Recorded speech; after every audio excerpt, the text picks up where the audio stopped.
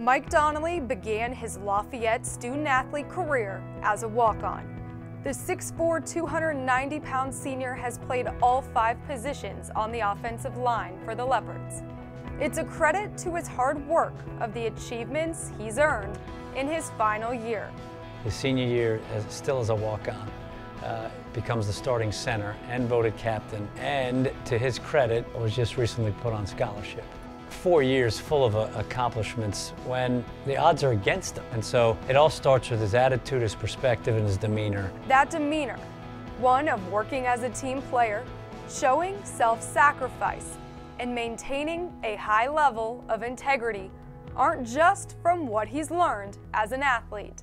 When I got to high school, I started volunteering my junior year, just at a firehouse up the road. That kind of really inspired me to keep going with it. And I got some certifications, some training and stuff like that through high school, so that's kind of where it got started.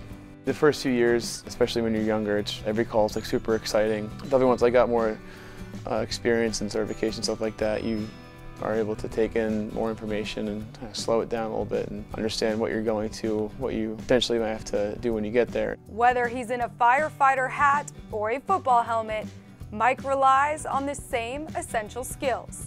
The teamwork aspect is probably the biggest similarity, I would say. Obviously on the football team you all have to work together, whether it's the 5 offensive linemen or the offense working together or the special teams working together. You know, in the firehouse you have to work as a unit, as a team. If you're on an engine which has the water and the hoses, that you have to work as a team to get the hose up to the fire, get the water on the fire, put the fire out. If you're on the ladder truck, your job is usually to vent the building, search the building, and do that as a team together, and it's all coordinated by someone who's in charge, the coach is in charge of the team. One of the messages that I always like to deliver to the team is be prepared and don't allow things to happen that could be avoided. And so I always refer to, I said, Mike, who are the best kind of firemen? The ones that prevent the fires. And it's the same thing with a bad play in football. You need to study the tape and practice so you're prepared so the play goes well. For a community that's given him so much over the last 4 years, Mike had the opportunity to serve the city of Easton through an internship with the Easton Fire Department.